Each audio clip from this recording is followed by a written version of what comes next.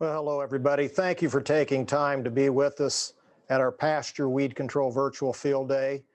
My name is Keith Johnson. I am pleased to be the Purdue Extension Forage Specialist, and I will be your host for tonight's activity.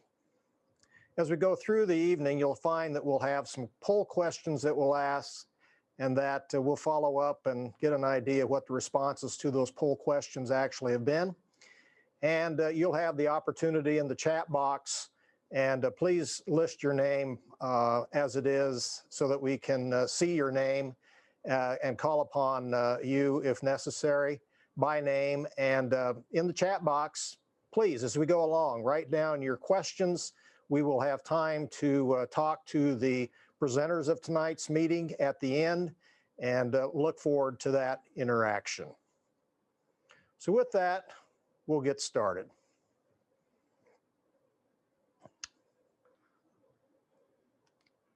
Growing up on a farm in Nebraska, I learned about weeds at an early age.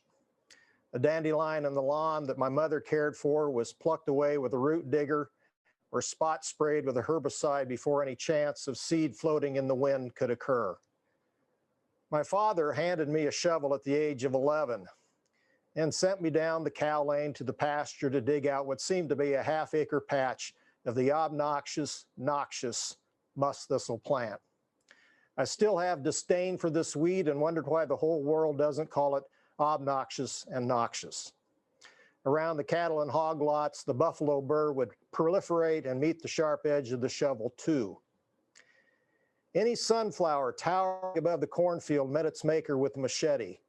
Dad would walk a quarter-mile to cut down one of those suckers. He thought Kansans were a bit strange because the wild sunflower is their state flower. No offense, Kansans, but I think it's a bit strange too. The tips of my tough farming shoes were marked with missed swings of the machete, cutting out volunteer corn, tall sorghum, common lamb's quarters, and pigweed from the milo fields.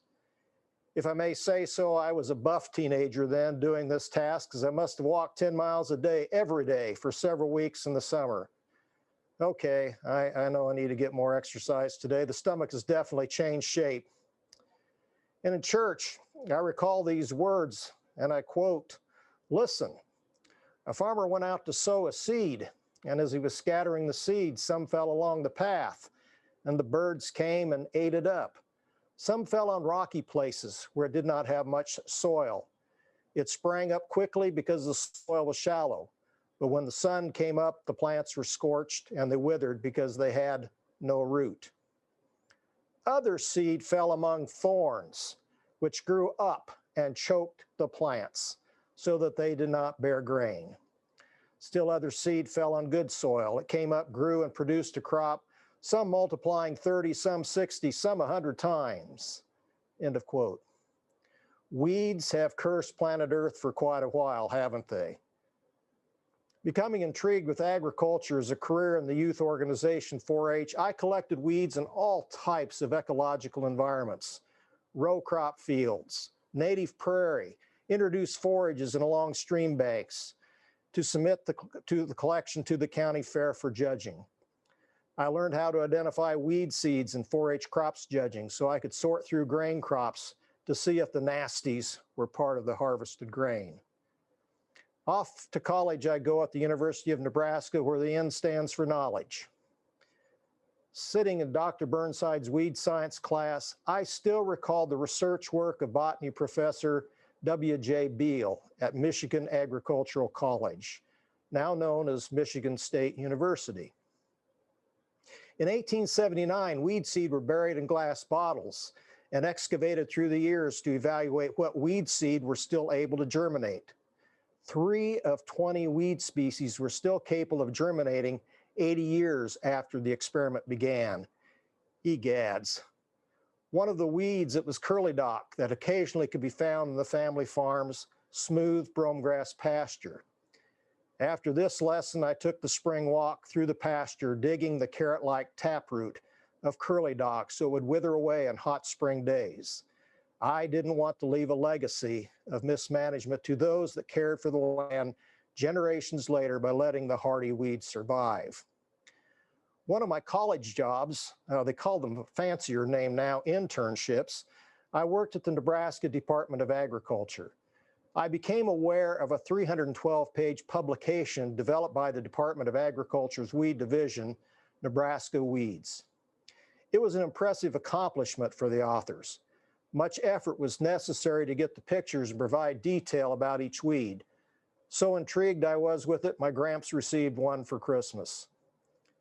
And after graduation, I moved on to Indiana. Not being a Hoosier by birth, I became a Boilermaker by profession. After graduate degrees, I became the Purdue Extension Forage Specialist and have been so for almost 40 years. While not a weed scientist through all these years, I do have an appreciation for the concern of plants out of place that they can give forage livestock producers and for the work that weed scientists do for agriculture throughout the world. I appreciate my Purdue colleagues and the cooperation of Corteva AgriScience, specifically employee Stacy Songer, that gathered together to develop this virtual field day for you. We hope that you learn much. My colleagues are on hand tonight to answer your questions that you may come to you as you participate in this field day. Please type your questions in the chat box, as I said. Send them, and they will be addressed by us at the last part of the virtual field day. Thank you. I'll see you in a bit, and you should be receiving the first poll question.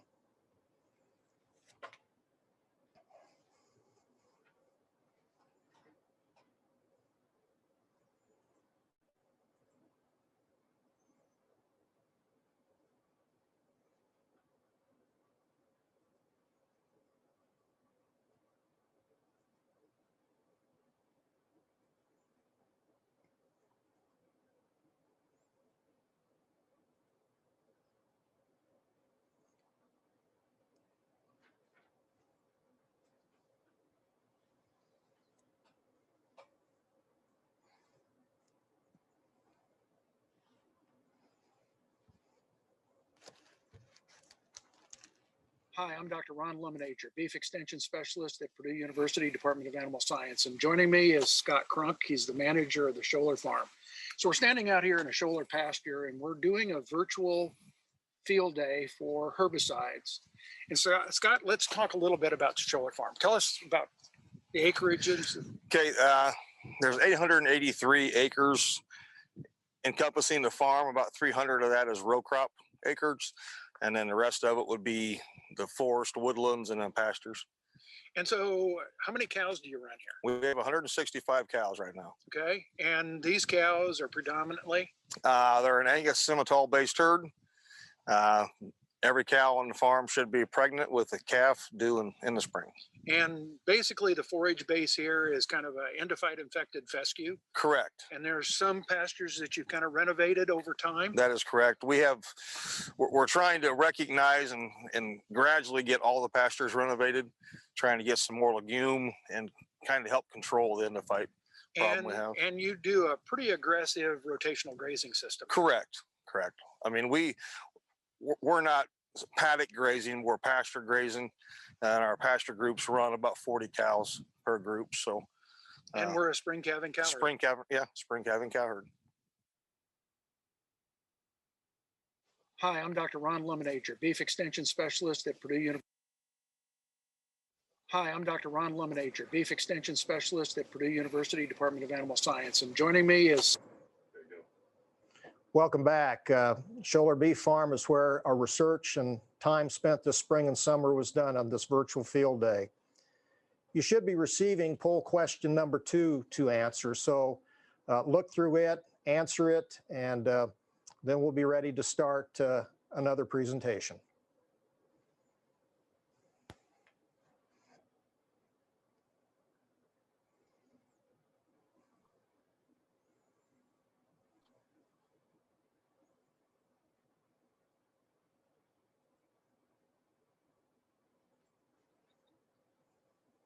Hi, I'm Dr. Ron Lemonager, Beef Extension Specialist at Purdue in the Department of Animal Science.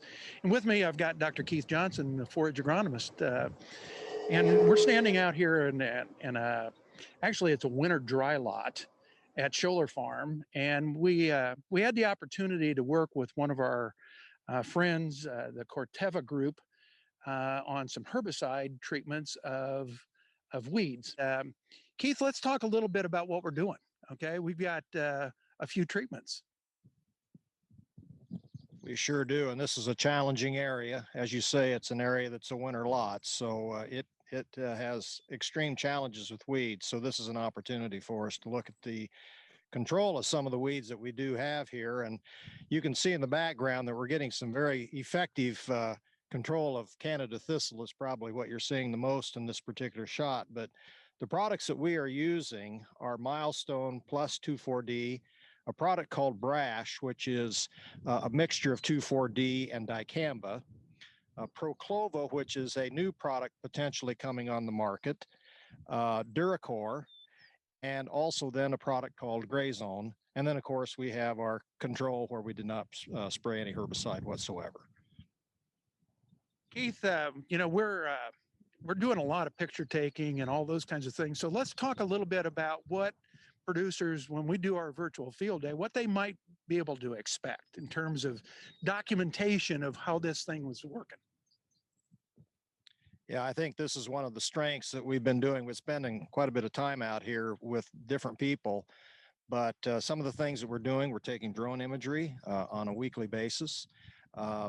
You and I and Phil Reed come out and take pictures of 4 different species in each plot on about every 3-day basis. So we're watching the decline of these weeds. So it'll be interesting to share that beginning to the end and watch the decline or the lack of decline of these certain species. We've been looking at Canada thistle and curly dock in particular, the 2 common weeds in these plots, and also looking at the detrimental effects on 2 forage species, white clover and red clover. We also have trail cameras set up. So we're watching, again, slow but sure in a way, the decline of these species through the course of time with trail cameras that are set up on particular plots. So those are the things that we've been doing, and I think it'll be interesting to go through all that information and get the best for the virtual field day. Hi, I'm Dr. Ron Lemonager, I'm back Beef with you. Extension Specialist at Purdue. And we do have the results of the first 2 poll questions. I think I'll go through the evening and report what your answers were. In regard to the number of acres of pasture that are owned and leased, half of our attendees tonight do not have any, but I'm certainly sure that there are a lot of people that are providers of information to help farmers in the forage livestock arena of things and have a strong interest in forages. 31% up to 25 acres, 6% have 26 to 50, another 6%, 51 to 101 viewer that responded had greater than 101. The type of livestock types represented tonight, 79% beef cattle, 3% dairy cattle, 1% dairy goats, 1% meat goats, horses, 5%, sheep, 8%, and other 2%. So that's the result of the first 2 polls. And thank you for participating in this. I think it'll add to the evening, and we'll learn something about our viewers as we go through this evening. Poll question number 3 should be showing right about now.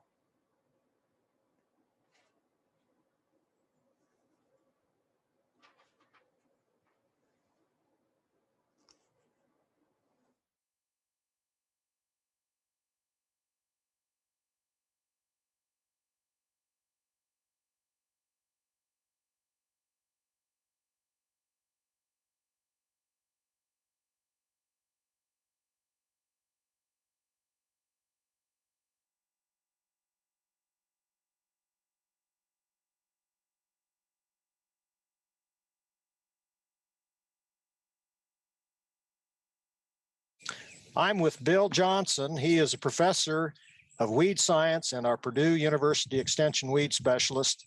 And we're out here in a setting of a pasture in an area that was housing cattle over the course of the winter. And it's come up with a series of weeds.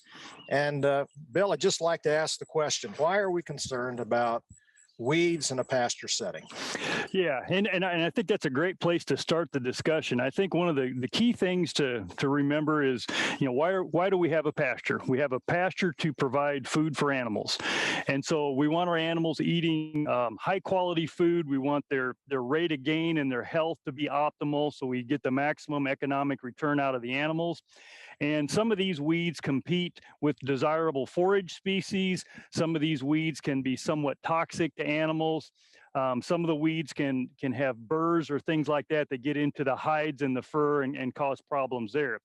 And in a lot of other cases too, the weeds can interfere with fencing. It can interfere with lots and driving lanes and water movement and things like that. So there's a lot of good reasons to manage these pastures to maximize productivity of the animals and productivity of the forage species that are being produced. Yeah, exactly. Because what we do see is that with some of these problematic weeds, they compete and they reduce the forage. And I've actually learned that some weeds are weedier than others, if you will, if you look at my comment in terms of some being more problematic. So I think about poisonous species, and some that have come into play that I think about and see. Poison hemlock's really come into the state in a big way in the last decade or so, and seeing more of that. And horse nettle is another potential. Now, thankfully, in a pasture setting, provided that we don't overgraze, probably they're not going to be as effective or concerning about that particular weed species. Yeah, and I think those two that you mentioned there are easily the two most common ones that I get questions about as far as controlling them, and then what kind of an impact do they have on animal productivity. Poison hemlock is a biennial. And so the first year it's vegetative, the second year it produces the white seed heads. And where I really see that one being problematic is areas of the state where they have extremely dry weather conditions. And for whatever reason, that poison hemlock has the ability to survive drought-like conditions. It really came on as a major headache when we had the drought of 2012. And we had a lot of situations where the animals were not able to have enough desirable forage to eat. They ingested poison hemlock. And I think that was probably, in my 18 years here, that was probably the year we had the most concern about animal health with regard to poison hemlock. With horse nettle is a little bit of a different animal, but horse nettle is a member of a family of weed species called the nightshades. And the nightshades in general are toxic plants. So whether it's black nightshade, whether it's Jimson weed, whether it's horse nettle, those weeds all have some toxic properties, not only to animals, but also to humans as well. And I think that, one of the big challenges with horse nettle is the fact that it's a perennial weed, and perennial weeds typically are a lot more difficult to control than annual weeds are in pasture settings. Well, that's exactly right. And let's go into the methods of control. And I guess looking at one of those, it's very common for people to clip their pastures in terms of a mechanical approach. Going back to the perennials, that's more aesthetic though, is it not, in terms of a real control with some of these perennials that have the ability to creep? Yeah. And I think there's a couple ways to look at the effect of clipping. So basically, if the effect of clipping is to deplete food reserves of perennial weeds and to cut back the competitiveness of some of the perennial weeds so your forage species can have an advantage, clipping is going to be effective in driving down populations if it helps your forage species gain an advantage. If it doesn't help your forage species gain an advantage, then the impact will be a lot less on that particular weed. Yeah, so timing is very, very important in terms of that clip then. Mm-hmm. Very effective on easy to control annuals. Correct. Yeah, I think particularly annual broadleaf weeds, once the seed heads are above the clipping height, if we can get those weeds clipped before viable seed is produced, clipping can be very effective on summer annual broadleaf weeds. Let's go to the aspect of cultural things that we can do. And one of the things I look a lot at soil test reports, and it's all over the board. But is there more concern in a low fertility situation that some of these weeds might exploit the forage that we're trying to grow? Yeah, I think a key thing to remember with our pasture, the plant species that we grow in a pasture, is that we don't have herbicide resistance traits in them like we do our agronomic crops. And so herbicides are a good tool, but they're not going to be the big hammer on weeds that they can be in agronomic crops. And so I think that the big thing that I try to get across to people as far as effective management of weeds and pastures is to manage your forage stand to be as competitive as possible. So planting the right species, given the location and the geography and the soil type, managing your soil fertility, managing soil pH, managing the grazing and the harvesting of the forage are all key things that can keep weeds under control. The other thing to manage too would be grazing and placement of feed bunks and traffic patterns as well. Anytime you can minimize overgrazed or highly trafficked areas that kind of beat all species back, then that's going to help with suppressing the weeds by the forages as well. Well, I totally agree with the overgrazing concept, and it's easy to do, particularly in a dry season. And we really need to be watchful of that whole overgraze and avoid it to keep these weeds in check. Mm-hmm. So let's go into the chemical side of things then. Certainly we do have different opportunities with herbicides, and when it comes into play, what are some things that you think about then in terms of herbicide choice when controlling some of these weeds that we may have? Yeah. And we could spend days talking about this, but there's a few simple principles that I try to talk to our growers about. And one of the key things are, first of all, what weeds are you trying to control? And then, are the weeds at a growth stage where herbicide activity is maximized? So one of the things to remember with weeds like summer annuals, you want to control summer annuals early in the summer before they start putting on seed heads. And so they're going to be more sensitive to herbicides. You're more likely to reduce weed seed production by spraying them early in the year as well. And so that's why you want to treat those early in the year. With weeds that are perennials, typically the herbaceous perennials, treating those later in the summer or early fall when they're starting to send carbohydrates down to the roots can be much more effective at treating things like horse nettle or Canada thistle or ironweed or some of those. For some of the biennial weeds, that's a little bit tougher because typically your biennial weeds are going to be more sensitive in the vegetative stage than they are the reproductive stage. But if you go into a pasture, you're going to have both the first year growth and the second year growth. So that one's a little bit more of a trickier question to answer. Bill, let's talk about the different chemistries and these herbicide choices that we do have for controlling weeds in pasture.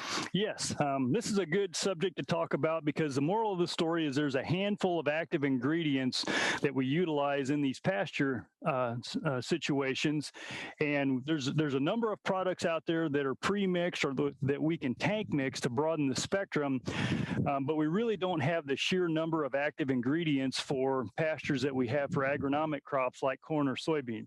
So let's talk a little bit first about the auxin herbicides, and we'll talk about 2,4-D and dicamba.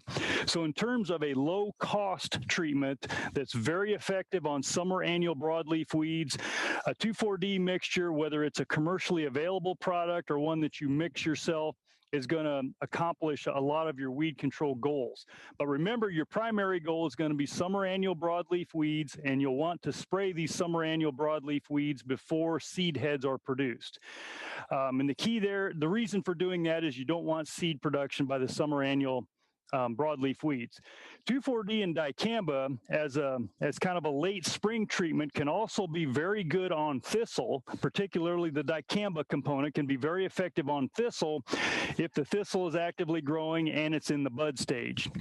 The next active ingredient is also an auxin, and that's triclopyr. And triclopyr is a very good herbicide for woody perennials like your milkweeds, your dogbanes, tree seedlings, multiflora rose, and things like that. Not quite as good on some of the summer annual weeds as a 2,4-D dicamba mixture, but if you're going after primarily woody perennials, then triclopyr is a good product to consider.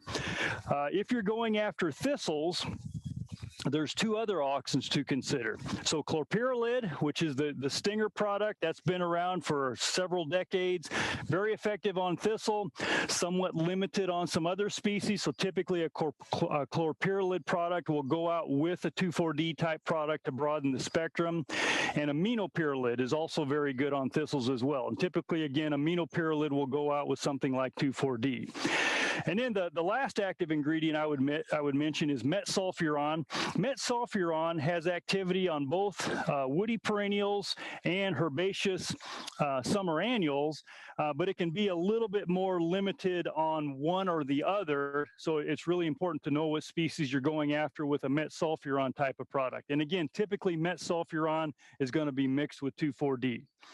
Now, the next key thing to remember is when you select an active ingredient is what are some of the future practices that you hope to do in that pasture. In many cases, when we get to the point where we're trying to control broadleaf weeds with the herbicides that I just mentioned, we're going to be in a situation where the legumes in the pasture, the clovers and that sort of thing are really going to take a hit from the herbicides. So in many situations like that, we're going to want to reseed the clovers. So a really key thing to remember is the rotational interval for reseeding clovers. So with almost every one of those active ingredients, you cannot reseed immediately.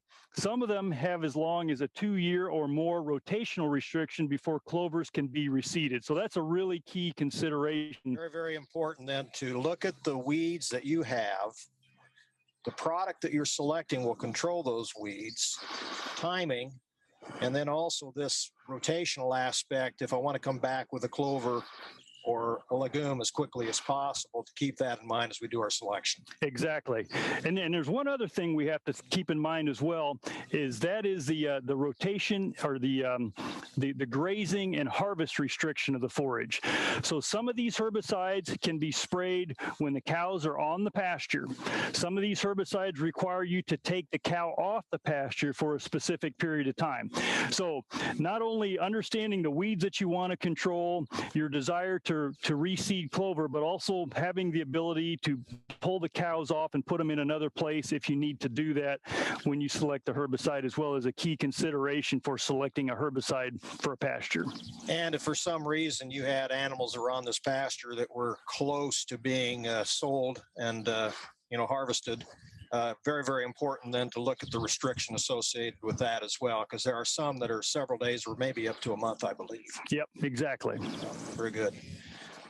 So in this segment, we've talked about the whole aspect of chemistry of products. And one last comment I would make, as you made some comments about the chemistries, as I've read some of these, then one has to understand if they move from paddock to paddock, that there are products that if you move an animal from an area that did not have a whole lot of legumes in controlling the weeds, and we move them to a nice, pretty paddock, there can be some residual effect in terms of through urination and defecation on legumes in a paddock you move to. Is that correct? That's correct. Yeah, some of the herbicides have the ability to stay in the parent form after they've been ingested into the animal, and when they're excreted, wherever they're excreted, they have the ability to damage the legumes in that particular paddock. They also have the ability to get into water sources as well. So that's a key thing to keep in mind as well. And if you just read the labels, there'll be very specific statements on there as far as the number of days that you should be waiting to move animals in a situation like that.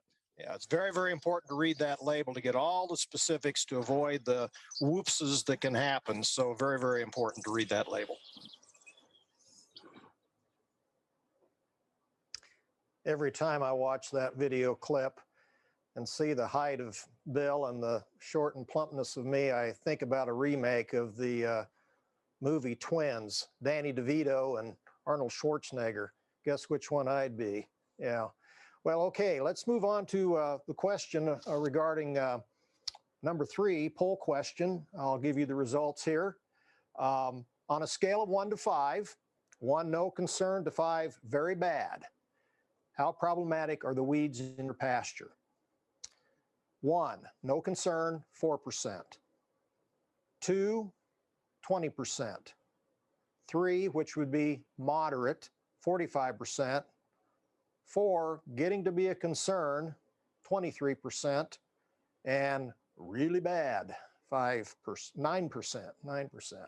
So that gives us an idea that we definitely have some weeds in the pasture that we want to think about controlling.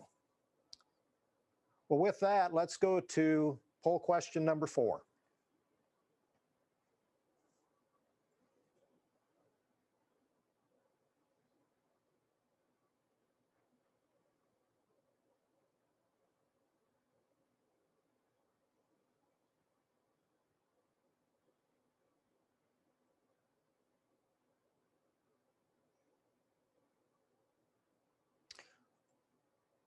What we're viewing here is a very, very fast moving example of what can be done with the trail camera. And you can see that at the upper level, we'll see untreated, and the lower treated.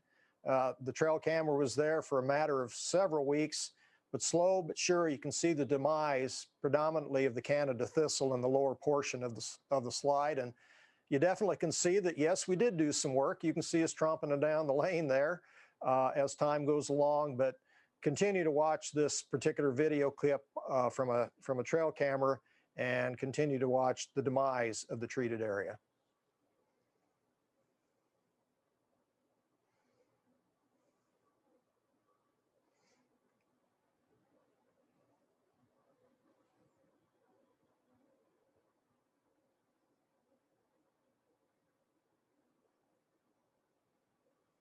And not only did we watch the demise of weeds, but we caught wildlife in the process too, some at night and some during the day.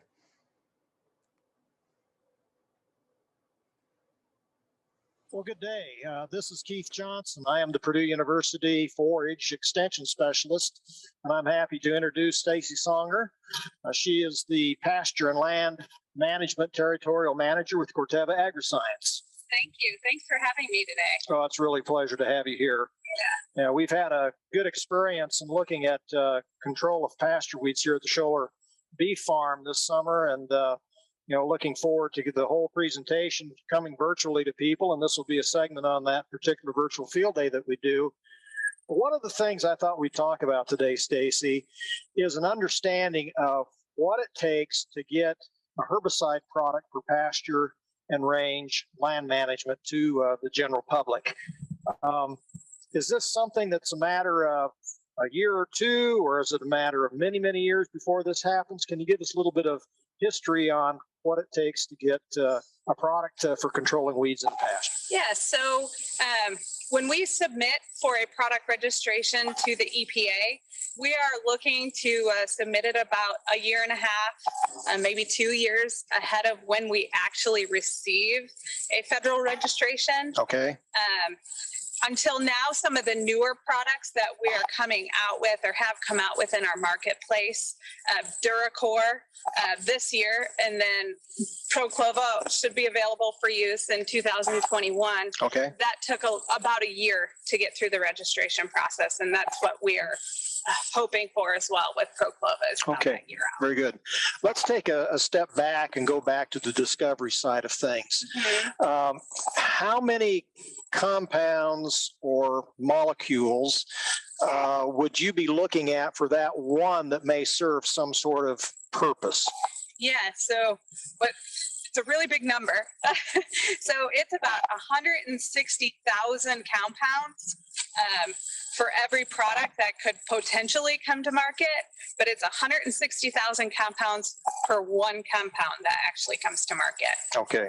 So thinking about in our marketplace, in the pasture business and rangeland, we now have this active ingredient rinse score that we've been looking at. So that is the first active ingredient that's been introduced in our marketplace since amino purulid was about 15 years ago. Okay, so yeah, this is a little bit special then to think it's been that many years and it takes that amount of time to have that happen. Yes. Yeah. Yep. Yeah. So we've got the registration. What's the next step then? Because you're saying it might take up to more than 10 years or so to get this to use out in the public. Yeah, so there's a lot of things we have to do behind the scenes that, we don't think much about, you and I as consumers or as producers, that we have to do for herbicide or actually really anything that's used in the agricultural sector, because we have to make sure that we are proving that that product is safe enough for to be used in the environment. Right. It doesn't have a high toxicity to it. So in the case of the rinse core technology, that won the Green Chemistry Award, and it is very non-toxic. We're looking at it being used in aquatic situations too, just that active ingredient. So we're proving that it's safe for the environment, safe for cattle or livestock, to be able to use it in pasture, as well as safe for us and people. And if you think about like getting a pharmaceutical product registered, they only have to prove that it's safe for people. Okay, very good. Yeah. So that adds a lot to the cost. And here we have direct consumption of a product here, of course, by the livestock. And so the timing aspect of when you can apply the product, I assume, is part of this, correct? Yep. Timing from the timing of the growth stage of the forage to the growth stage of the weeds. And then we have to do studies on whether or not the livestock can come back in and graze on it right away, or do we have to have them sitting off the pasture before we can let them in, go back in and graze. And the great thing about our products for Corteva is that the DuraCore and Proclova, which isn't registered yet, but we're anticipating that would keep with our 0-day grazing restrictions. So you could actually be out spraying your pasture with the cattle in pasture. So what is the residual factor of these products? Because a lot of this we'd like to maybe overseed with different legumes. And of course, you have a product in coming out that is kind of white clover, but I'm thinking about other things like red clover or birchfoot trefoil and so forth. We're in the process of this release of this product as that type of work goes. So I know whether we're looking at no days or whether we're looking at 2 years before we can overseed the legumes into this grass base that we now have that's more weed free than what it once was. That's a great question. It kind of depends on what we're doing and I guess what we want to come back in and replant. But in this case, if we're in permanent pasture setting or even a new pasture, if we went and we sprayed DuraCore or Graze On Next, because the residual product in both of those are the same, okay. The amino purelid, that amino purelid, if we put it on anytime in the spring up until September, we are going to take out that clover with those products, but we can come back in and cross seed some clover back into that the next year. Okay, very good. Yeah. And that's part of the process of getting this labeled, is to know the timing of all of this. Yes. Timing in many ways, timing in terms of when I apply the herbicide, to what stage of growth. And then also then the whole timing aspect, if I want to reintroduce another crop or into the existing grass that we have, how many days or months or whatever it may be for that to happen. Sure. Yeah. Well, Stacy, thank you for being with us today and talking about the development of herbicides and their release. Is there anything you'd like to add on to this that we haven't talked to you about? Yeah. We're talking about how many years it takes to get a product from discovery to registration. Is that 11 and a half years? But it actually also takes a lot of monetary backing behind it. So today it's about $286 million. Wow. And that's from the time of discovery to the time of registration. And that's before we can even sell 1 drop, 1 ounce of the product at all. Okay. Well, this is very helpful, and I think it helps us understand what goes into the discovery and the potential release of products like this, and the monetary amount that these companies have to give out to have this all happen for our benefit in pasture agriculture. Yeah, and and today we only have about 5 companies, or 5 big companies that have the resources to be able to research and support and get products registered. And we're one of those 5 companies. So they're really few and far between anymore.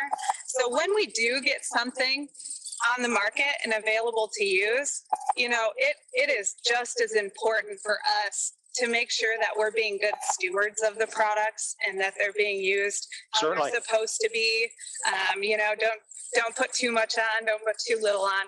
We want to be good stewards of the products and have it around. It comes very back to looking at the labels of things that we use to make sure that we are good stewards. And, thank you for the industry, and thank you specifically to Corteva and for your part in this interview today. Yeah, thank you so much. I appreciated being here and can't wait to see all the herbicide trials out in the future. Very good. Thank you. Bye. Well, welcome back. Kind of interesting knowing what it takes to get herbicides to us to use, isn't it? Really an effort. Let's go to the 4th poll question that you answered, and I'll give you the results on that.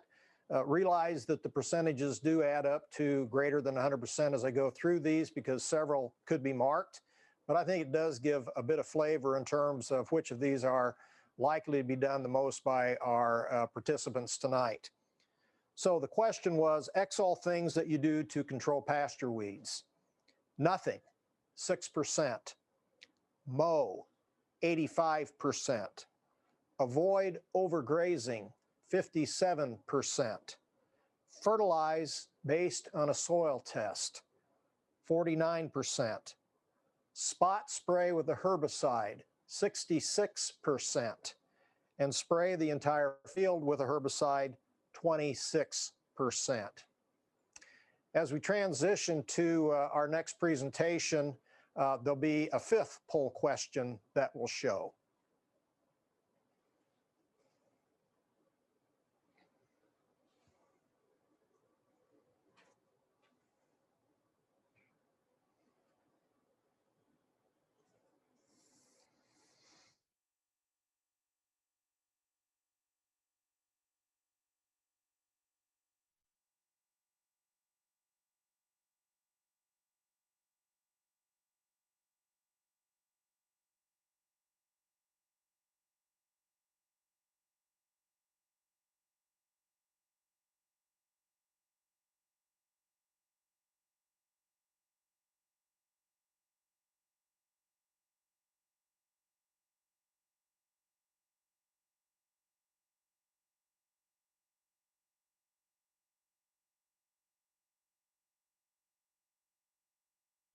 Good day. This is Keith Johnson, Purdue University Forage Extension Specialist, and I'm here today with John Scott, who is the Purdue Digital Agriculture Extension Coordinator. John was an important part of a research project that we did at the Scholler Beef Farm, which is located in eastern Warren County, Indiana. We were looking at the control of several weed species in a pasture and in an area that was used as a winter feeding lot by beef cattle. John, thank you for being here today. You took a lot of time flying this particular field, and I guess I wondered what your takeaways on what you saw as you took time with the unmanned aerial vehicle, loosely called a drone. What are some of the things that you saw as you took flight? Yeah. Well, first of all, it was thank you for calling and letting me know this was happening. It was a lot of fun to do this project. What we saw, I guess what we did is we took it up and we flew this drone. First of all, we did a planned flight across the field, and then we would go through and get some stills and some video as well.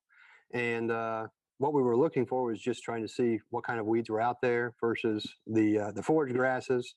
And my question was, how well can I identify some of these weeds from the air? Is one of the reasons that I was really excited about this project.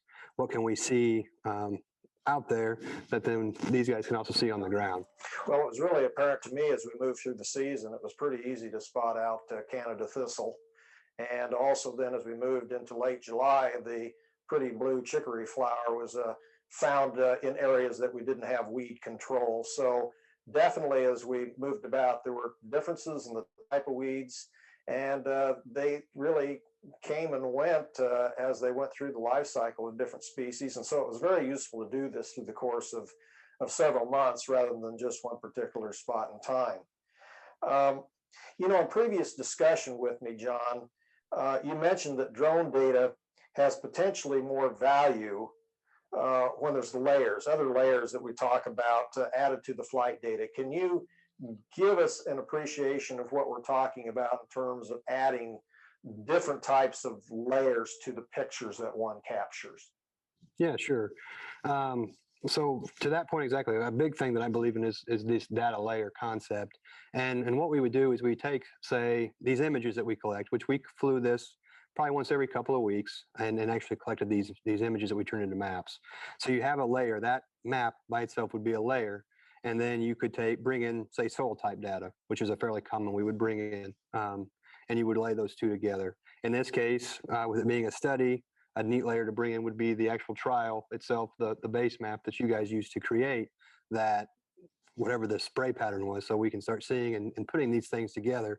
So if you bring in the plot map plus the imagery, plus the, say, any historical feeding patterns we might have, if you had any data on that, and the soil map as well, if you layered all those four different pieces together, you could really potentially start to unlock some pretty cool stuff that's going on in this pasture. Yeah, we actually had 5 herbicides, and then we included the control, which means no herbicide application occurred. And it was interesting over the course of time to look at the demise of some weeds more so than others, but it was really easy to pick out those control plots within a month after the herbicide application, because we really did get some pretty good control of weeds where we did have these different 5 herbicides applied.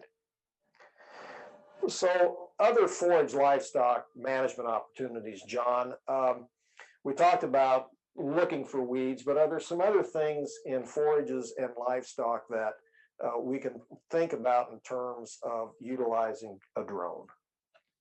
Yeah, and now that you mention it, one of the things that I've recently done, I use a DJI Agris. It's a drone that it comes out, it can spray. That's its claim to fame for the market, is it can spray. But the one that we have an extension actually has a spreader attachment on it as well, so I can spread seed. And I've used that to spread some untreated cereal rye on some pastures at my own home, where we've got, the pastures are pretty uneven. We've got lots of differences in topography. In some places, it's steep enough that I know from experience, you can't get a tractor across. To using this technology, I can get across it where I can't go otherwise, which is pretty phenomenal.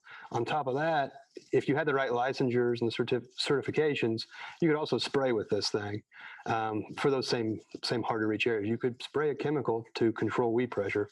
You know, I've had several people come to me through my career and talk about those spots in the pasture. They're just impossible to get to from a safety standpoint. And I particularly think about fertilization in those spot areas where the topography is such, you just can't get a fertilizer rig or a buggy or a tractor near them, and opportunity to put, say, some phosphorus on, or overseeding with legumes. I see this as a real point. You mentioned to me that the capacity of this particular drone that you used was around 22 pounds. That's a fair amount of clover seed, and roughly about 4 acres that one could do. And so in those hard to get to areas that we have in pasture agriculture because of topography many times, I can see that this is really a great opportunity to use that type of tool for that type of purpose. I guess, Keith, if I may, real quick, the other thing outside of just forages, but even on the livestock world, just using the same machine that we use to map, you could use it to find lost animals. Right. That's a fairly common thing. I know folks that have used it to go out, if they have a cow that's calved out in the pasture, say they don't want to approach her because of the safety aspect, but they can go up and with a drone and see, has she calved or hasn't she? Is she doing okay, or do I need to get out there?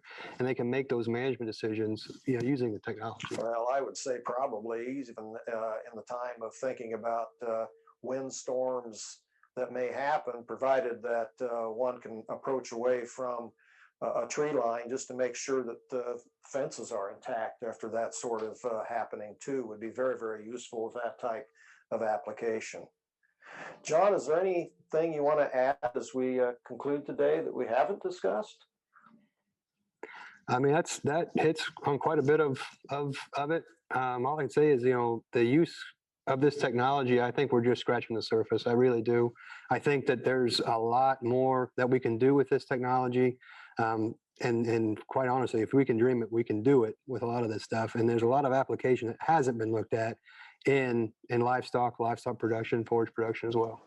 Well, thank you, John. And again, John Scott was our guest today, and he is, again, Purdue's Digital Agriculture Extension Coordinator. Thank you. Thank you. Well, I think there's some real opportunities with thinking about the future use of drones, not only in row crop agriculture, but I think certainly there's a place in forage livestock agriculture as well. So the results of poll question number 5, and the question was, the factor that concerns me most about weeds in my pasture is outcompeting forages, 56%, toxicity, 18%, reduction in animal performance, 23%, shorting an electric fence, 2%, wool quality, and realize there's not many shepherds on the program tonight, 1%, and other, which I don't have the answer to, 1%. So with that, let's go ahead and get poll question number 6 up and answer the question, please.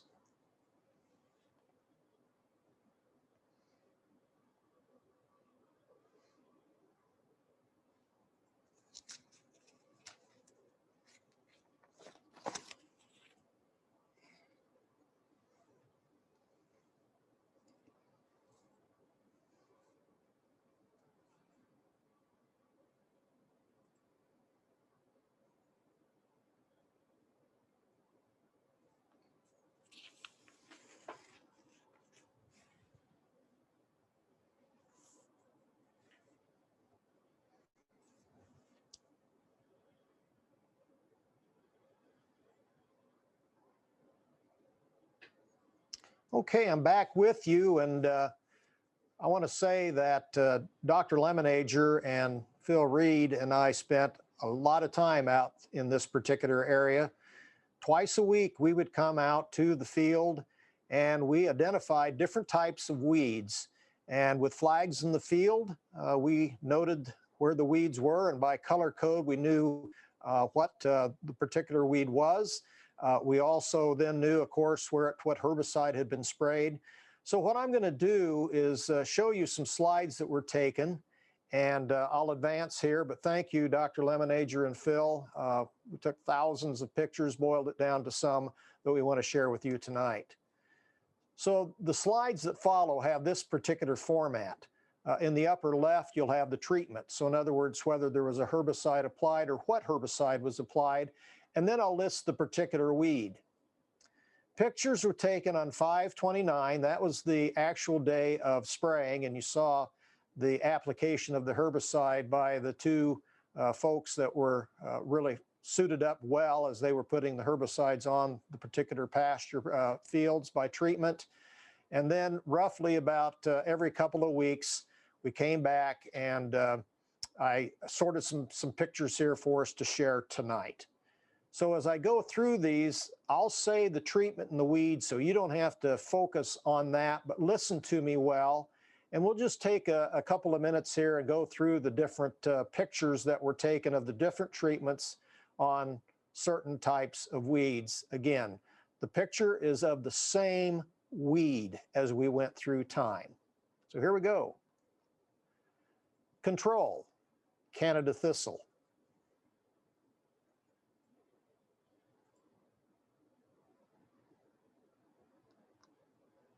Brash, Canada thistle.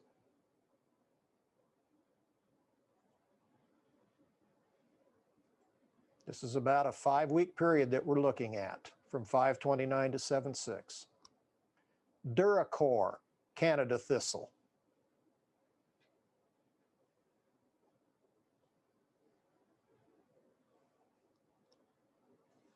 Grazon Next, Canada thistle.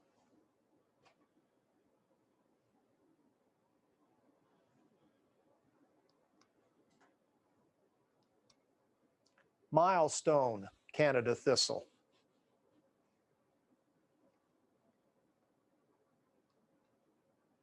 Proclova, Canada thistle.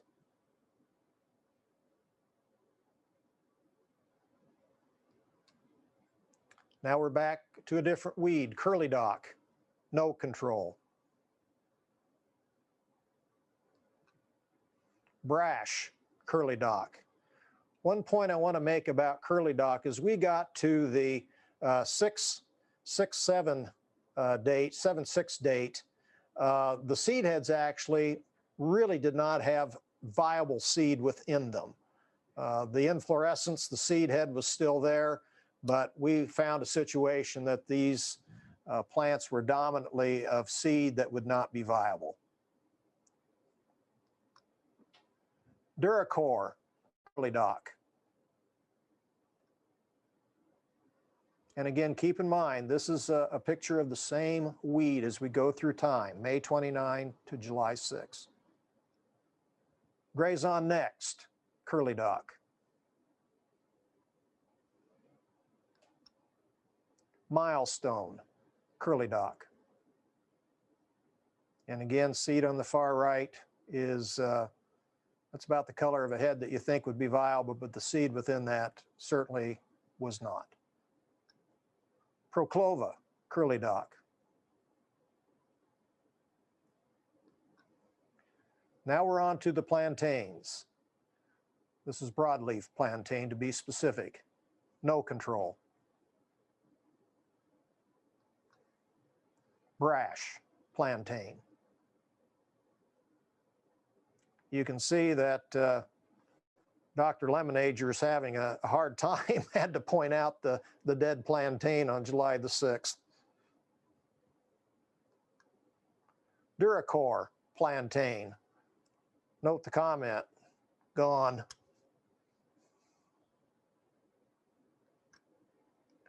Graze on next, plantain.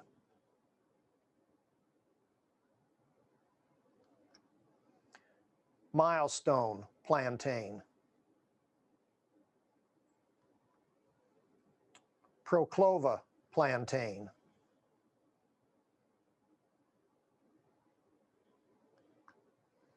Back to control. We also looked at the phytotoxicity, the toxicity of the herbicides upon a couple of legume forages.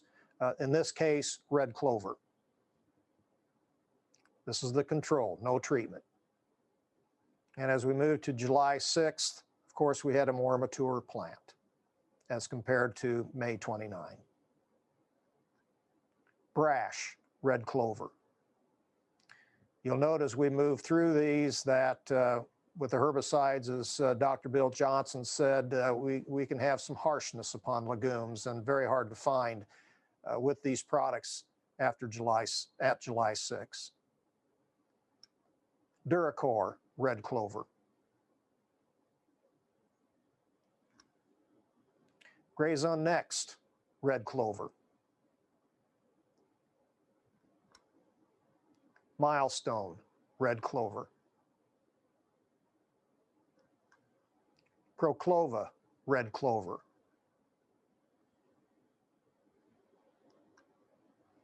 Now let's move on to the forage legume white clover that's commonly used in our pastures. This is the untreated.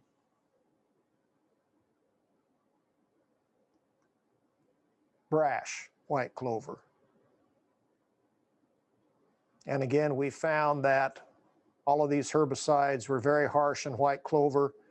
And as you will see with the results that we give following this particular presentation of these pictures, one exception to that, and I'll stop and talk about that in a minute. Duracor, white clover. Note the comment, gone.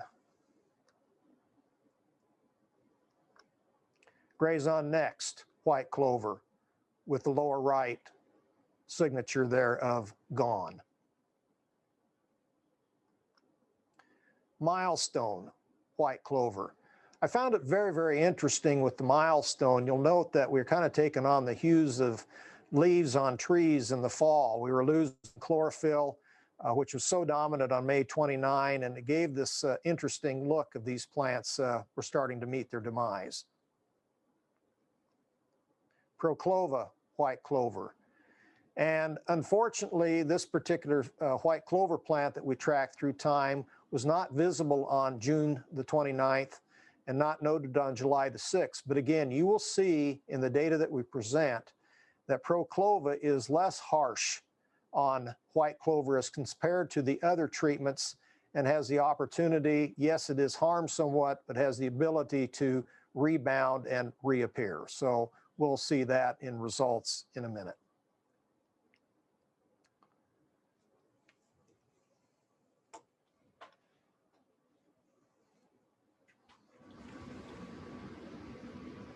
Hi, my name is Marcelo Zimmer, and I'm a weed science program specialist at Purdue University.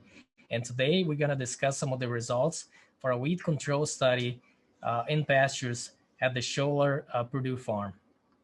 So the first thing we want to do is just recap what weeds are actually present in this study.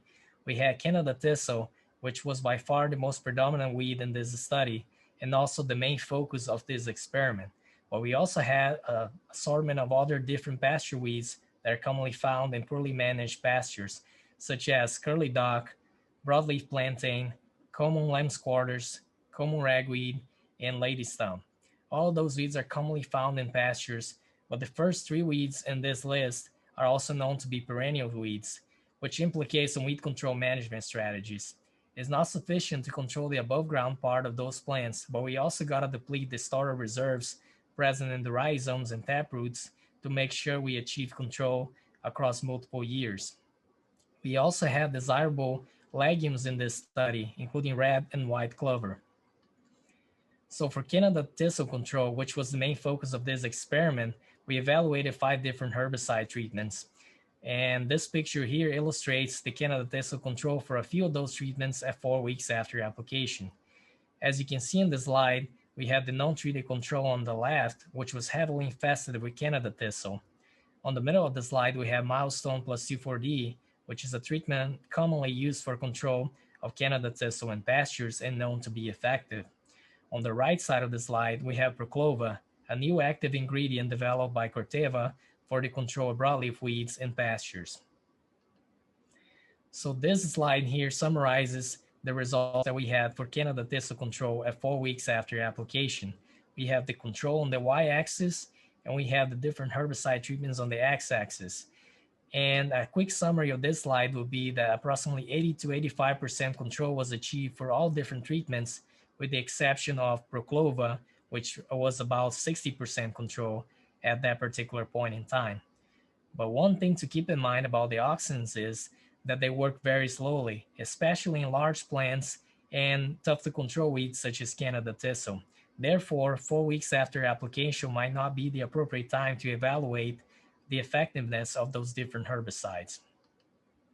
So we came back and evaluated this pasture study at 6 weeks after application, and these pictures here illustrate what we saw in the field at that particular point in time.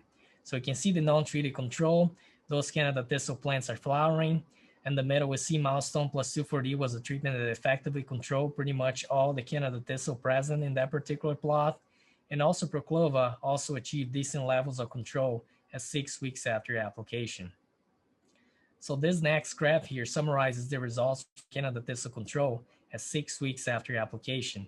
As you can see, we achieve approximately 95% control for all herbicide treatments at 6 weeks after application, except for Proclova, which was slightly lower at 88% control at that particular point in time.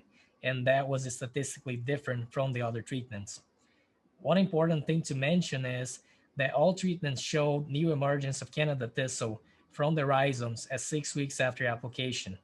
And that implies that one single herbicide application might not be sufficient to control heavy infestations of Canada thistle, and follow-up applications might be necessary so we can deplete those starter reserves on the rhizomes underneath the soil surface. We also evaluated broadleaf plantain control, which is a common weed of pastures as well and difficult to control because of the taproot. And the data here in this graph summarizes what we saw for different herbicide treatments. at this particular evaluation timing, 6 weeks after application. The control varied greatly between plots for all the different herbicides tested, so the data analysis was inconclusive. Even though we can see some numerical differences between those herbicides, they were not statistically significant. And that is because the poor spray coverage is likely to reduce control of these particular treatments, considering that Canada thistle was covering most of the plots and good spray coverage was not achieved on the broadleaf plantains that were laying close to the ground on the soil surface. Other weed control ratings that we conducted include the evaluation of control for common ragweed and common lamb's quarter. I'm not going to go over the data for all these treatments because all the different herbicides that we tested control the still weeds at 100% level at 6 weeks after application. All herbicide treatments also control lady stump at 100% level, with the exception of Proclova, which did not control lady stump at 6 weeks after application. We actually had about 0% control with Proclova for this particular weed. Curly dock plants were setting seeds and senescing at this particular experiment, so we not collect the data on curly dock control at this particular point in time. One thing that is important to mention is that we evaluated injury to clovers, and all herbicide treatments that we tested kill red clover and white clover, except for Proclova. Proclova caused light injury initially to the clover plants. However, the injury was deemed negligible at 6 weeks after application. In the picture at the bottom of the slide, we can see Proclova injury to clover at 4 weeks after application. We can see some light epinacea of the plants and also some necrosis of the leaves. However, by 6 weeks after application, the levels of injury were very low. So the conclusions of this experiment was that all commercial formulations of herbicides that we tested in this experiment reduced the infestation of key broadleaf weeds found in pastures. Another important point is that inappropriate spray coverage may reduce control of the plantains because they lay so close to the soil surface that other weeds might intercept all the herbicide spray, and we are not going to be able to control the plantains that are close to the soil. Another important point to drive home is that the complete control of perennial weeds such as Canada thistle and the plantains may require multiple applications of herbicides so we can deplete the starter reserves found in the rhizomes and taproots of these plants.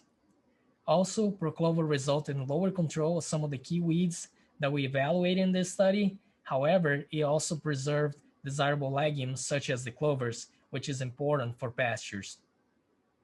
And finally, the herbicide choice that the farmers make should be based on accurate weed species identification and also the levels of weed infestation found in those fields. Also, we got to keep in mind that some herbicides will have grazing restrictions, which is the amount of time you have to wait between spraying the herbicide and letting your animals back in the field. Also, another important point to consider is the preservation of desirable legumes, such as the clovers as well.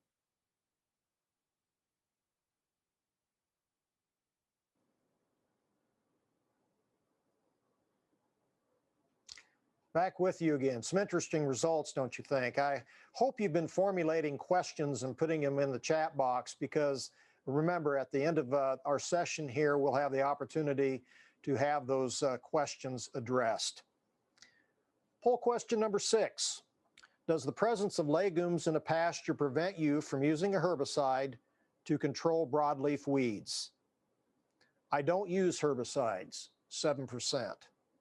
No, 15%. Sometimes, 51%. Yes, 27%. So with that, we have our last poll question of the evening. Please fill it out, please.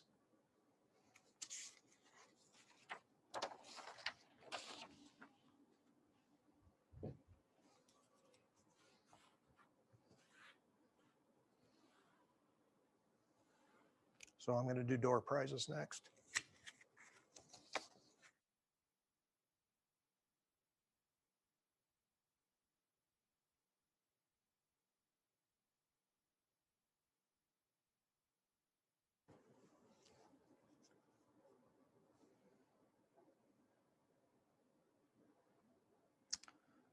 Very good. Well, we're at getting close to the end of the session here of formal presentations, but now it's your time to think about questions for those that you saw present tonight. I'd like to offer up some door prizes tonight for those of you that did pre-register by 5 o'clock this evening, and we've had a drawing. What I'd like to have you do is I list your name, is in the chat box, select to the host, okay, to the host, not to everyone, but to the host, and place your name, your address, and we'll make sure that we get this particular door prize to you if we have your name and address. So the first lucky individual is Karen Foster. Karen Foster, you'll get a 4-H field guide from Purdue University. So put your name in the chat box, to the host with your address. The next individual is James Brown. James Brown. You'll be receiving a weed guide that's close to being printed, ought to be available to you within the next several months. I'll be one of the first in the state of Indiana or the world to have that particular door prize. Next, Richard Fugate. Richard Fugate. And we'll have a 4-H field guide for you. So put your name in the chat box, to the host with your address. Next, Stuart Ramsey. Stuart, you'll be getting one of the new Purdue University weed guides. So again, to the chat box, put your name and address, and we'll get that to you when they are printed and available. And the last door prize goes to Dana Lyden. Dana Lyden. And she will receive 1-year membership in the Indiana 4-H Council. So those are our door prizes for the evening. So do we have results here? Yes, we do, in terms of poll number 7. And the question was, here we go. Let me get the question. I've got it. It is, would you consider using a herbicide that is less harmful to legumes to control pasture broadleaf weeds? 96% yes, 4% no. And that adds up to 100%. Okay. We have some acknowledgments that I'd like to give as we move to question time. I tell you, it took a lot of people to make this happen tonight. This probably was one of the more intriguing endeavors that I've done in my 40 years as the Purdue Extension 4-H specialist, but it was very worthwhile in working with great colleagues. I want to thank Corteva Agriscience, specifically worked with Stacy Songer. You met her in the video. Appreciate them. They did provide some of the herbicides that were used. John Charlesworth, Scott Kronk, Dr. Bill Johnson, Dr. Ron Lemonager, Brent Mansfield, Dr. Scott Radcliffe, Phil Reed, John Scott, Stacy Songer, Lexi Wilson, and Marcelo Zimmer. So thank you, colleagues, for making this event happen. So with that, it's time to have interaction with the presenters. If there's an opportunity here to bring questions to me, folks, and I will address them, or are we going to go live with people, or are we all muted, Scott? I think we'll go live once there's questions. Okay. There are questions coming in. There are questions coming in. Good. So I'll be receiving them in a minute, and we'll. So I'm going to ask you one. Okay. How would they get a copy of the weed control field guide that's coming out? How would they get a copy of the weed field guide when it comes out? That will be available through the Purdue Education Store. And I will tell you, it could be several months before it's in stock, but I do know that it's in its final edits, and I think it will be a fantastic publication. And it seemed right at this particular theme of this meeting to have that as an option. So I think that will have the opportunity to be a bestseller. So where do you get it? It will be available at what is called the Education Store, which is part of Purdue University. Okay. So those of you that were presenters, be ready to come on board and answer your questions, please. Some of these have had some responses, so I'll read them. Let me bow down here and get a couple that were done during the presentation. One of the comments was, I thought dicamba was outlawed, and Dr. Bill Johnson answered, dicamba is not outlawed. It's used in soybean, is subject to more restrictions regarding application timing. How to control horse nettle in an organic grazing system? And Bill answered, sharpen up the shovel and dig them out. Fertilize the pasture to maximum growth of the desirable forages.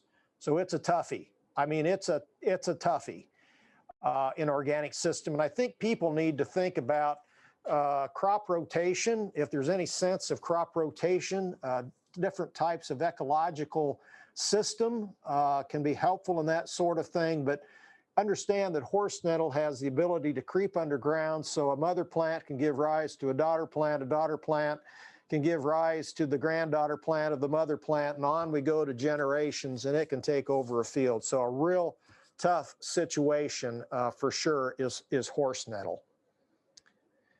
Has anyone had good luck with basal treatment of invasive honeysuckle? What did you use?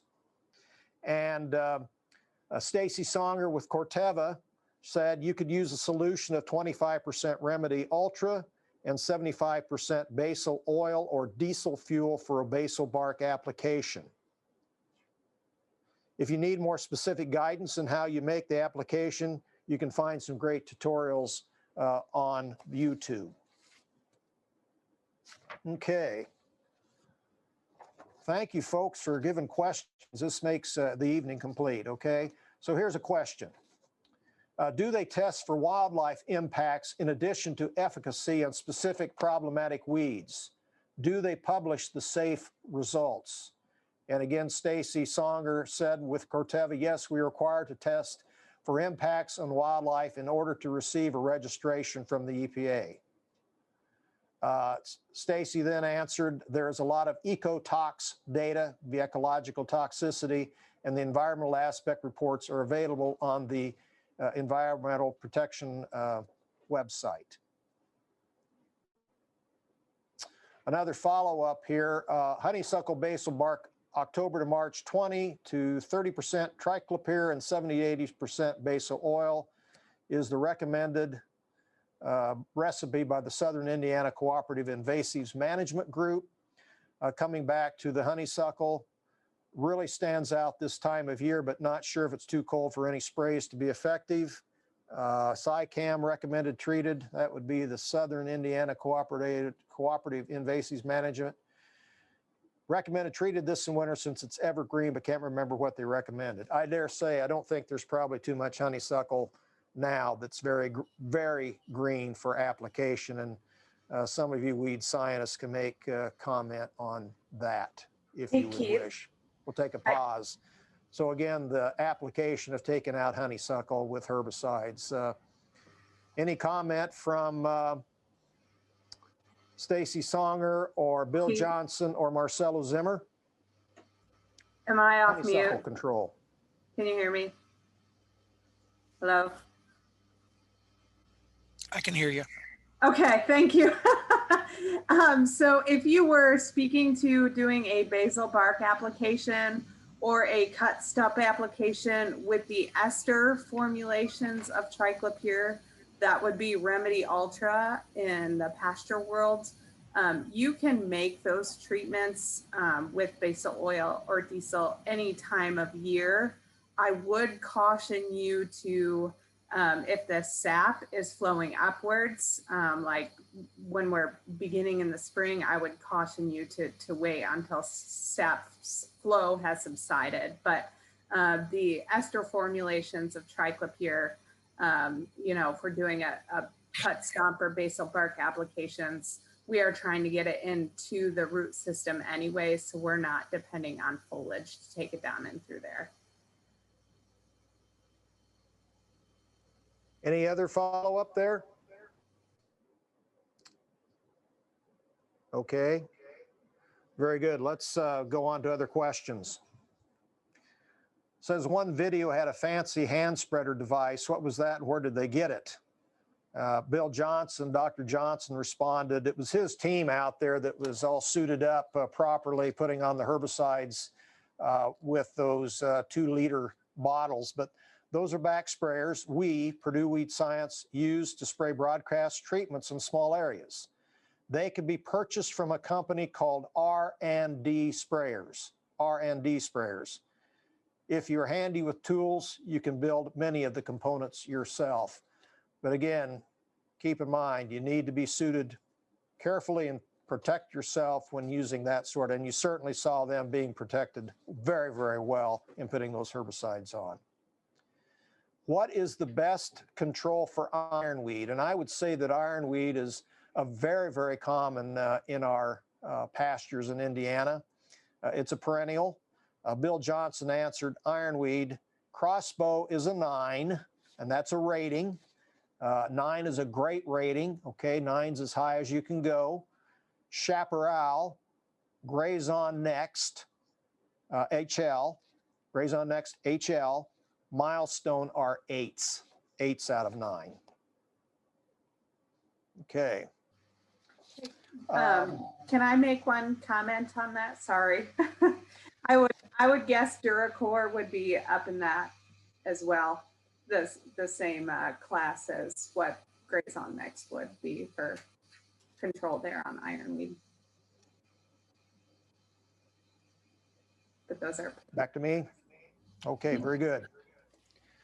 So listen up, weed scientists. We have some questions specific to a couple of weeds here. What is the best herbicide to control Jimson weed and ironweed? All right, so I'm sorry, but Bill had to log out of the call, but I will answer that question to the best of my ability. So I think Bill kind of answered this question in the chat as well. So kind of the same treatments that we use for ironweed will also be effective on Jimson weed.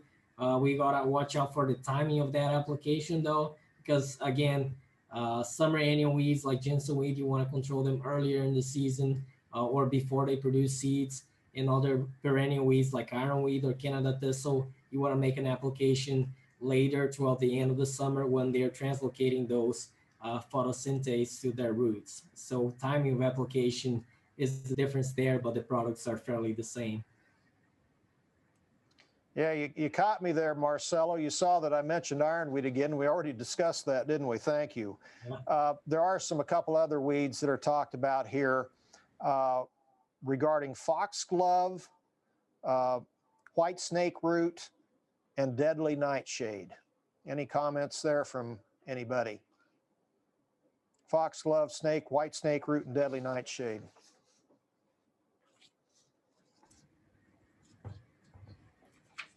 I don't know if Stacy has a comment, but I'm not familiar with those weeds in this area. So, okay, very good. Yeah. One comment about white snake root. That tends to be one that finds its way, I have seen, really on the edges of shady areas. So you find that there's some ecological differences where these show up. Certainly that can be a poisonous weed that we need to keep note of. But specific environment is found on that particular weed. Any comments about Johnson grass control in a forage system?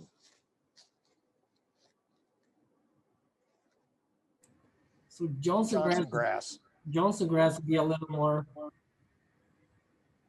Johnson grass will be a little more problematic because you generally have a lot of grassy species as well. Herbicides like Axin, sometimes depending on which forage you have, can have some activity, but we also have ALS resistance to Axin as well in some areas, so that could be a problem. So Marcelo, do you think that this is probably one where crop rotation comes into play because Johnson grass came into the United States as a forage, And essentially, I equate it to a perennial sedan grass. Has the ability to creep pretty well with those rhizomes. So are you thinking about crop rotation being a way that maybe we can eliminate this or reduce its problem? Right. So with crop rotation, we have more options in herbicides that we can use. So that could be the best strategy, especially if you rotate to something like soybeans. There's several herbicides that we can use in a soybean system that will be effective on Johnson grass. Going back to a question here regarding something that certainly was very common back in the days when glyphosate first came out, the rope wick sort of thing in controlling Johnson grass before we had crops that were resistant to take the direct application of glyphosate. So here's the question. Is using a rope wick viable for controlling ironweed and other taller weeds? Rope wick. It can be if you get enough spray solution to come out. Sometimes coverage is the issue for rope width. But at the same time, if you get too much solution to come out, you can also injure desirable legumes that you have. So the trick is making sure you have a good calibrated system and make sure you have the appropriate concentration of that solution as well. Okay, very good. Thank you. Somebody noted evidently, and it brought on a question that we had some hillside there that was off of the study that was loaded with chicory, that kind of purpley blue flowered weed. And the question is, what is best for control of chicory? I'll say one of those auxins that we talk about today would be our best picks as well for chicory. Again, those are pretty wide spectrum herbicides for broadleaf weeds. Yeah, I would agree with you, Marcelo, as we actually found some chicory in our plots, and they kind of went away with those auxin herbicides that you talked about. So pretty good control, I would say, on the chicory where it was applied. And they were present in that area that had dominantly tall fescue. So yeah, pretty good control. Okay, are there organic herbicides that can be used to help spot treat horse nettle? Or are there organic herbicides that are effective on some of these very problematic weeds that have rhizomes? I'll say from my experience, most of the organic herbicides, they're not very effective on the long run because they mostly just cause a superficial burn. They'll use stuff like vinegar or even salt, and that you're gonna kill the weed, but you're also gonna kill everything else with it. So there's not really a organic herbicide option that's gonna be effective on those tough weeds. Yeah, that's a toughie too, isn't it? Here's a question. Somebody has some experience or is part of our presentation tonight from Southwest Virginia, blackberry control. So what about those brambles? I would guess products with triclopyr will be the most effective for this one. So I would want to make sure there's several formulations that include triclopyr. You just want to make sure you have the active ingredient in the product that you select. Very good.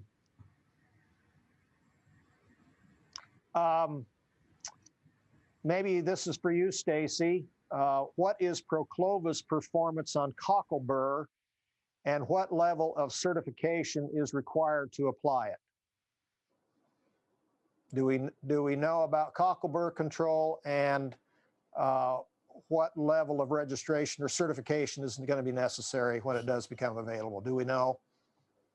I do not actually particularly know about cockleburr, but one of my field scientist folks may message me and let me know. But as far as great on cockleburr, he said, sorry, but what level of license do you have to have? It is not registered for use yet, so we cannot go out there and purchase it today. But once it is registered, I anticipate that it would be a general use herbicide that anybody could purchase. Okay. Here's a question. Would mowing weeds prior to herbicide application improve coverage of multiple weed species and maybe extend the window of application timing? Would mowing weeds prior to herbicide application, improve coverage of multiple weed species and maybe extend the window of application timing? I know, Marcelo, you mentioned that the plantain was probably not getting some of the spray because we had tall other growth in there, so we were not doing that. So would clipping that maybe help get that down? Any comments? I would say mowing would help if you're planning to do only one application. But the problem if you get with mowing, you also reduce the leaf area of your most predominant weed. That's the one that needs to get the most herbicide. Like in the trial that we conducted, Canada thistle was the most predominant weed, and we really wanted to get that weed control. If we had mowed the Canada thistle, we have lost vegetative area of the Canada thistle and probably have had less activity on that.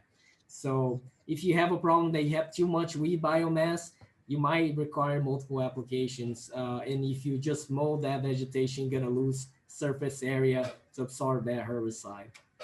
Okay, very good. I'm going to go back just to make a comment. Dr. Bill Johnson and I, as moderator there, we really didn't talk about biological control of weeds. And I guess I would lump multi-species grazing into being a biological type control. Certainly small ruminants, particularly goats, will go after some things that cattle tend to avoid or lesser consume.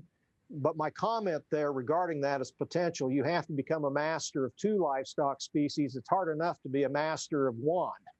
And so if one takes that approach, learn how to take care of both livestock species, because there are certainly differences in how one manages them. Here's somebody that's in Central Illinois. I love the fact that he's talking Latin to us tonight. Here in Central Illinois, I have been having troubles with Amaranthus spinosus. Are you seeing the species in your area? I did have great success with the Duracor product last summer. And I think by the name, correct me if I'm wrong, those of you that know Latin, but Amaranthus spinosus is probably spiny amaranth. Am I correct? Yes. Very good. Any other comments on that regarding Duracor, Stacy, or do you have some questions, comments about spiny amaranth, Marcelo? I would say you'll expect all the products that we look into today to be effective on this one. It's again Amaranthus species, 2,4-D, dicamba, aminopyrrolate are all effective, active ingredients to take care of that. Haven't had any questions for John Scott, our individual that utilized the unmanned aerial vehicle, the drone. John, I've got a question for you. What % of crop scouts have drones to identify concerns as we crop scout? Any idea? I don't, can you hear me, Keith? Yes, we can. Okay, perfect. I don't know what that is specifically.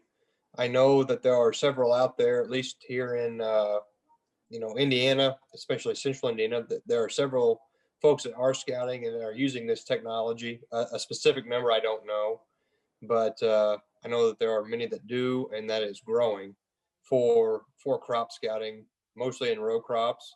But there are some folks looking at the application in pastures and forages as well. Right. I think definitely there's more opportunity with forage agriculture, livestock agriculture than what we currently are using them. And certainly as we move into the future, think about that application of somebody possibly doing that for you or acquiring the right kind of skill and certification to get that done properly. For sure. I want to come back to broom sedge. That's a particular plant. It's a perennial. It's a andropogon. It's related to a really high quality native grass, big blue stem, but it didn't get the favor of being very good quality. And it's a grass that we see this time of year in patches, some large, some small. It's an indicator of low pH, possibly low phosphorus, or both possibly. In regards to control of that, My recommendation is to think about proper fertilization with phosphorus and lime based on a soil test. It's not going to be the chemical control, but it's going to be more of the aspect of getting the nutrients in a cultural form there. So this time of year, it's that plant that may be about, less than knee high, but it's got that bronzy type of color to it, spotty throughout our cool season grass pasture fields. Okay, we're just getting a lot of questions. Where are we at in time? Scott, 8:34. Okay. Well, I'm thrilled with these types of questions, but I think we're at a point in time that we will keep these questions. Feel free to keep them coming here, and we'll take the time as time allows to get these answered, but I do want to honor the fact that we said we'd be completing in a timely fashion at 8:30 tonight. With that, we're going to have a survey made available to you. This shouldn't take more than 2 minutes to complete. I really would encourage you while you're here to get that accomplished, okay? And if not, it will be with you tomorrow. We'll send this out. But I think while we're talking about pasture weeds and the effect of this meeting, just take a couple of minutes and get that completed. We will use this information. It's anonymous in terms of the response that you give. We don't know who it's coming from, but it'll help us with an understanding of how we did with this meeting tonight and plan future activities for you people that have an interest in forage livestock agriculture.